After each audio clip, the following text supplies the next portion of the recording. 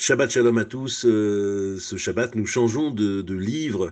C'est intéressant d'ailleurs cette rythmique du temps d'associer aussi les grandes saisons. On sait que vers cette fin d'hiver, c'est le livre de Shemot qui commence avec nous. Ça nous accompagne et vient enrichir nos expériences.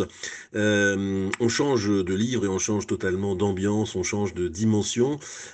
Tout le livre de la Genèse a consacré ces parachiotes à la construction d'une identité hébraïque tout au long de la Genèse, un processus difficile, marqué par la stérilité, marqué par des oppositions entre frères, mais ça y est, une famille est constituée, qui est constitutive d'une identité aussi, l'identité hébraïque, et donc il y a un nom en quelque sorte, et Shemot, qui veut dire les noms au pluriel bien sûr, vient nous dire, voilà, il y a un bloc d'expérience, Israël, les Bnei Israël, mais maintenant il y a une autre dimension qui s'ouvre, le marché des noms en quelque sorte. Il y a d'autres entités collectives qui elles portent aussi des noms, et c'est l'histoire, sur la scène de l'histoire précisément de l'opposition, de l'alliance éventuelle de ces différents noms.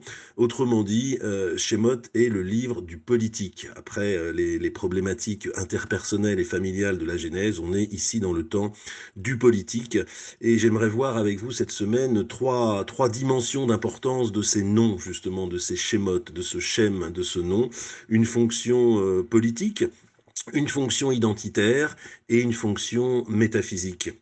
La première dimension évidente, hein, dès le début du livre de Shemot, on est confronté à cette remarque lapidaire et assez cruelle. On est au verset 8, hein, Exode chapitre 1, verset 8.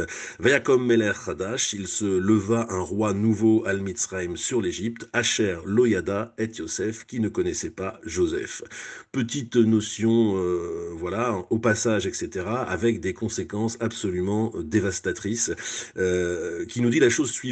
La leçon politique numéro 1, c'est la transmission des mémoires. Il suffit d'un manque d'information, il suffit d'un oubli, d'une cécité volontaire peut-être, ou calculée, pour que le sort entier d'un peuple bascule, malgré la glorieuse trajectoire de Joseph et tout ce qu'il a fait, tout ce qu'il a accompli pour l'Égypte. Voilà un défaut de transmission des noms. On ne connaît pas le nom de quelqu'un, on ne connaît pas le nom d'une expérience politique, le nom d'un peuple, et tout cela bascule non seulement dans l'oubli, mais dans le début de l'esclavage. La problématique de l'esclavage vient de s'ouvrir par ce simple oubli d'un nom.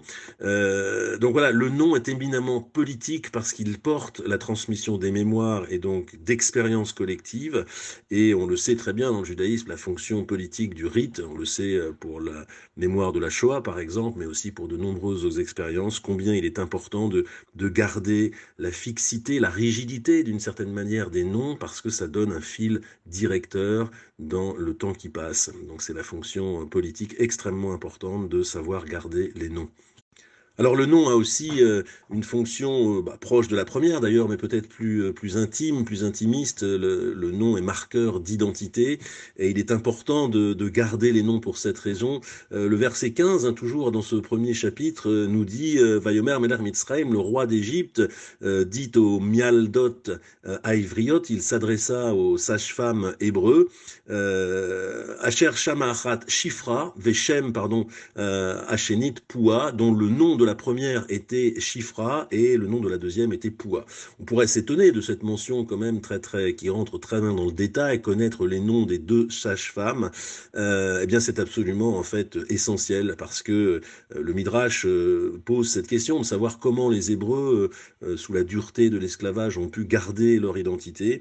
Et l'une des réponses données parmi bien d'autres mérites, c'est précisément d'avoir gardé les noms. Le Midrash, le Rabbah dit Réhouven est resté Réhouven, Shimon est resté Shimon, et les Hébreux n'ont pas modifié leur langue, le Lachon HaKodesh, ils n'ont pas modifié l'hébreu. Ils se sont accrochés en quelque sorte aux signifiants, simplement aux signifiants, quand bien même leur signifié, à savoir ce qu'ils vivaient, était totalement différent de ce qu'ils avaient vécu avant et inique. Le fait de s'accrocher au nom est garant d'identité et garant de continuité. Là aussi, je dirais qu'il y a une leçon profonde qui nous renvoie à une réflexion plus large de Maïmonide sur la raison pour laquelle on célèbre Shabbat. Et il va donner une raison un petit peu similaire. Alors en fait, il dit il y a deux raisons. Comme toujours chez Maïmonide, il y a une raison purement, je dirais, métaphysique et philosophique, et à la fois extrêmement sociale, ancrée dans l'expérience juive. Il se fait fort de faire la fusion des deux. Sa réponse est pourquoi on respecte Shabbat? Tout d'abord parce que on célèbre une vérité métaphysique. Dieu a créé le monde en 6 jours et il a cessé le 7e. C'est une idée extrêmement abstraite et seul le rite peut petit à petit, pédagogiquement, l'implanter dans la mémoire humaine. Donc on célèbre Shabbat pour célébrer une vérité métaphysique, la création du monde. Mais on célèbre aussi Shabbat pour une toute autre raison, totalement hétérogène, parce que pour Zecher Mitzrayim, pour la mémoire justement de l'Égypte, pour la mémoire de l'esclavage d'Égypte. On célèbre Shabbat parce que nous étions esclaves en Égypte et nous ne pouvions pas célébrer Shabbat. L'expérience politique voilà, d'abrutissement général nous interdisait de célébrer Shabbat. Et maintenant que nous sommes libres, eh bien, par opposition et en Zecher Mitzrayim, en souvenir de cette expérience humaine fondamentale, de l'exil, de l'asservissement, eh bien, on respecte en toute liberté Shabbat. On marque cette liberté en respectant Shabbat. Et là aussi, je dirais on a le même type de réflexion. La halacha, donc un système voilà, a priori rigide, est protectrice de l'identité collective dans les temps difficiles. Il l'est aussi dans les temps plus calmes, mais en tout cas certainement peut-être davantage dans les temps difficiles aussi. Et il en est de même des systèmes de noms. Garder une langue, garder ses noms, garder une certaine fixité de la mémoire, c'est garder une entité protectrice qui peut nous protéger dans les temps difficiles. Les noms, bien sûr, ne peuvent pas tout faire à eux seuls. L'expérience politique, c'est aussi l'activisme, c'est aussi, en l'occurrence, ça va être l'œuvre de Moïse, de faire sortir les Hébreux d'Égypte. Mais en tout cas, en attendant, ils protègent et ils maintiennent une forme identitaire minimale qui fait qu'on peut abouter des périodes historiques différentes. Quand Moïse vient se présenter devant les Bnei Israël, il leur dit « Je viens au nom des patriarches », sauf que les patriarches, ça dit plus rien à plus personne, c'est 400 ans avant. Mais précisément, si on garde un système de noms, si on garde un système de transmission, alors, même dans des temps ultérieurs, on parvient à abouter, à raccommoder les mémoires les unes avec les autres, et c'est extrêmement puissant, et c'est un vecteur d'action politique puissant aussi. Une troisième dimension, bien sûr, de ces noms, c'est la fameuse scène, voilà, où où Moïse s'adresse à Dieu, il dit voilà, mes pères m'envoient vers vous. S'ils me disent quel est son nom, que leur dirai-je? Au nom de quel Dieu je vais me présenter? Et c'est la célébrissime raison donnée par Dieu. Vayomer Elohim el Moshe, Dieu répondit à Moïse, Eyeh Asher Eyeh, qui est traduit dans la Bible par tu leur diras, je suis l'être invariable qui m'a délégué auprès de vous. Alors, il n'y a pas de traduction plus fausse, plus éloignée de ce que pourrait vouloir dire, non pas qu'on puisse avec certitude dire, voilà, ça veut dire ça. Précisément, c'est le verset qui dit qu'il n'y a pas de traduction possible, il n'y a pas d'illusion de pouvoir définir quoi que ce soit. Et à cet égard, la traduction « je suis l'être invariable » est totalement éloignée. D'abord parce que on dit, une autre traduction habituellement donnée, c'est « je suis ce que je suis ». C'est totalement faux, parce que « Eyeh Asher Eyeh », Eyeh veut dire « je serai » déjà, pour commencer.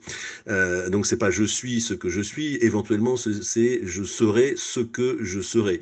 Mais c'est même pas ça, parce que « je serai ce que je serai » emprunte, je dirais, le modèle de la prédication classique, à savoir, je dis prédication dans le sens aristotélicien, dire quelque chose du monde, c'est dire que ceci est cela. Voilà, on pose un objet, on s'y intéresse, on dit ceci, c'est cela, et puis on trouve un qualificatif, donc un attribut.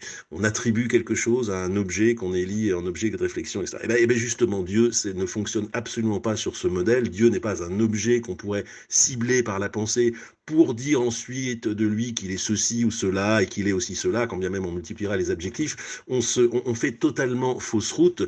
Dieu, nous dit la phrase, en fait, est plutôt même un verbe qu'un nom. Et c'est certainement pas un adjectif, c'est pas un nom, c'est un verbe de verbe. Et à cet égard, d'ailleurs, la traduction, il y a une traduction anglaise, la King James, le roi James avait fait une traduction assez astucieuse. Il ne traduisait pas par I am what I am, je suis ce que je suis, débrouillez-vous, sous-entendu, I am that I am, je suis le fait d'être. Alors, c'est un petit saut qualitatif intéressant, pas suffisant encore parce qu'il le formule au présent, mais je serai je serai le fait que je serai, nous dit en fait de manière presque humoristique finalement qu'il n'y a pas de définition possible, que Dieu est en dehors même de la catégorie de la définition. Bien sûr, nous les hommes, on se sert de la définition en permanence, on a besoin d'identifier les choses à travers un prisme qui est le langage articulé, voilà, le système nom, adjectif, attribut, mais Dieu c'est autre chose, c'est un verbe, c'est quelque chose qui dépasse toute définition possible et c'est intéressant. Rachi, d'ailleurs de manière intéressante aussi, lui pulvérise l'interprétation métaphysique en quelque sorte, il dit je serai que je serai, ça veut dire je serai avec vous dans votre détresse, comme je serai avec vous dans vos exils et persécutions futures. Ayez imam, je serai avec eux betsarazo, dans cette détresse présente. Asher ayez imam, comme je serai avec eux beshi'abud shar malchuyot, dans la servitude des autres royaumes. Ici, il change totalement de paradigme d'explication. En fait, il dit que c'est un principe de continuité historique, voilà, qui accompagnera le peuple. Et donc là aussi, il s'éloigne de l'interprétation métaphysique pour en faire une expérience en fait personnelle. C'est une sorte de principe de continuité personnelle dont on ne sait pas exactement ce qu'il veut dire, mais dont il est essentiel. C'est ça le nom finalement. Platon disait, c'est le langage et le législateur quelque part. Donc on va pas définir le langage. Par contre, c'est celui qui nous permet de parler, c'est celui qui nous permet d'être et qui nous permet d'être dans le temps. Alors, juste un petit mot de conclusion. Voilà, dans notre époque, je dirais, de relativisme complet qui cherche sans cesse à adapter les choses, c'est une vertu que l'adaptation, mais adapter pour adapter, c'est peut-être le motto, le slogan moderne. Le judaïsme, la tradition vient nous dire que les signifiants sont importants. Le signifiant, c'est par définition quelque chose qui ne change pas. On hérite d'un système de noms, on hérite voilà, d'une donnée qui est le signifiant. L'idéologie moderniste ou post-moderniste insiste sur l'idée que si on change d'idée, alors il faut changer la référence, alors il faut changer le nom. Idée qui s'entend par exemple dans la critique parfois des religions, les textes religieux sont dépassés, donc il faudrait pouvoir les adapter, et voilà, donc on modifie le signifiant. Le judaïsme a une idée beaucoup plus puissante, c'est une naïveté que de penser qu'on peut changer les choses en changeant les référents. C'est une recette d'abord pour l'oubli, parce que le problème c'est qu'est-ce qu'on transmet d'une génération à l'autre. La leçon du judaïsme est ici beaucoup plus puissante, je dirais. On sait qu'il faut garder le nom, garder la puissance de transition, de transmission du signifiant, cette rigidité effectivement dans le temps, mais pour s'obliger à en renouveler le signifié. C'est beaucoup plus puissant de garder le nom et de s'obliger à l'intérieur de cette contrainte, en quelque sorte, à en changer la signification pour nous-mêmes. Et c'est ainsi qu'on conjugue à la fois le respect du passé, parce qu'on sait qu'il est garant d'une identité et d'une stabilité, d'une solidité dans le temps, y compris dans des temps difficiles, et en même temps donc une ouverture, une nécessaire ouverture pour l'avenir. Bref, conjuguer dans le présent de la liberté, la mémoire et la fidélité au passé, tout comme l'ouverture du futur. Belle leçon de cette paracha Shemot. Shabbat Shalom à tous.